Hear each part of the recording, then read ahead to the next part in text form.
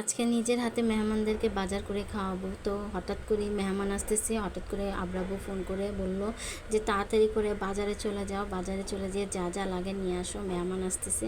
তো আর কি করা, ছেলেদেরকে নিয়ে এই তো বাজারের উদ্দেশ্যে চলে যাচ্ছে। আর এদিকে আব্রাবু বিকাশে টাকা পাঠাইছে, টাকা নিয়ে এখন বাজার করতে যাব। প্রথমে মাংস কিনবো, মাংসটা ছিল না, যেহেতু মেহমান আসতেছে অনেক দিন পর, তার জন্য মাংস কিনবো। আর যে মেহমানগুলো আসতেছে সেই মেহমান আবার একটু মাংস একটু বেশি পছন্দ করে। যাই হোক, মেহমানদারিত্ব মাংস না হলে চলেই না। তো এখানেই তো মাংস কিনে তারপরে চলে গেলাম ছেলেদেরকে নিয়ে একটু টেস্টিতে গেলে কিন্তু ছেলেরা অনেক বায়না করে কেক খাবে, ওরা একটু কেকটা বেশি পছন্দ করে।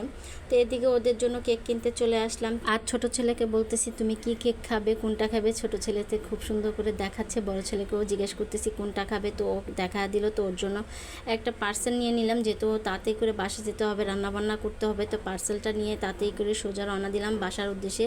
তো অনেক কিছুই মাঝপথে কেনাকাটা করেছি, সবজি কেনাকাটা করেছি, সেগুলো আর ভিডিও করা হয়নি, যেহেতু দুইটা বাচ্চা নিয়ে গিয়েছি। দুইটা বাচ্চা এত জ্বালাতন করে, আসলে বাজার করা খুবই মুশকিল। যাই হোক, এই তো বাসায় চলে আসলাম, অনেক পদের বাজার নিয়ে আসছি, মানে সবগুলো অল্প অল্প করে নিয়ে আসছি, যেহেতু মিক্স সবজি রান্না করব। এদিকে শাকও নিয়ে আসছি। আর এই তো মাংসগুলো টাটকা ছিল, আর মাংসগুলো দেখে ভালোই লাগলো। এগুলি রানের মাংস নিয়ে আসছি, আর মাংসগুলো চাকা চাকা ছিল, কিন্তু বেশি অবধি কি মানে চর্বি দিয়ে দিয়েছে, এজন্য বেশি ভালো লাগে নাই। মানে যাই হোক, চর্বি না দিলে তো হয় না, হাড্ডি বেশি দেয়নি অবশ্য। আর এদিকে আমি কিছু চাফিলা মাছ কিনে নিয়ে আসলাম। এই মাছগুলো কিন্তু ভেজে খেতে এত ভালো লাগে, তো দেখেই আমার অনেকটা ভালো লেগেছে, তো নিয়ে আসলাম সাথে সাথে। আর এদিক দিয়ে আমি সবজি কাটতেছি। আর বাচ্চা দুটো এত জ্বালাতন করতেছে, কি বলবো, যেদিনকেই মেহমান আসে সেদিনকেই বাচ্চা দুটো এত জ্বালাতন করে। তো তাড়াহুড়া করে এদিক দিয়ে আমি মাংসটা আগে চড়া দিতেছি, যেহেতু মেহমান দ্রুত চলে আসবে। তো আব্রাবুর বন্ধু আসবে, তো উনি অনেক দিনই মানে বিদেশ ছিল, কাতার ছিল, তো উনি বাড়িতে চলে গিয়েছিল, বাড়ির থেকে আসছে এখন, বন্ধুবান্ধবের সাথে দেখা করবে আর ডাক্তারও দেখাবে, তাই এর জন্য মানে ঢাকায় আসছে। তো আমাদের বাসায় না আসলে তো হয় না, উনি সবসময় ঢাকায় আসলে আমাদের বাসায় আসে। একটা গল্প শোনাই আপনাদের, প্রায় সময় আব্রাবু মানে এত বন্ধুবান্ধব নিয়ে আসতো, আমি অনেক রান্নাবান্না করতাম, সারাদিন আমার রান্নাঘরেই চলে যেত। এত বন্ধুবান্ধব আসতো, কেউ তো 1 মাস 2 দিন 5 দিন 10 দিন এরকম করেও থাকতো ওনার বন্ধুবান্ধব। আবার আমার শ্বশুরবাড়ির লোকজন তো আছেই, সব সময় আসতো, আমি রান্নাবান্না নিয়ে বেশি ব্যস্ত থাকতাম। তো ওই সময় তো আর আমার পেজটা খোলা হয়নি, তখন আপনাদের সাথে ভিডিওগুলো আর শেয়ার করা হয়নি। আগে আমি অনেক রান্নাবান্না করতাম, অনেক আইটেমের রান্নাবান্না করতাম, যেহেতু মেহমান ছিল। ইদানিং যেন মেহমানটা আমার বাসায় অনেকটাই কমে গিয়েছে।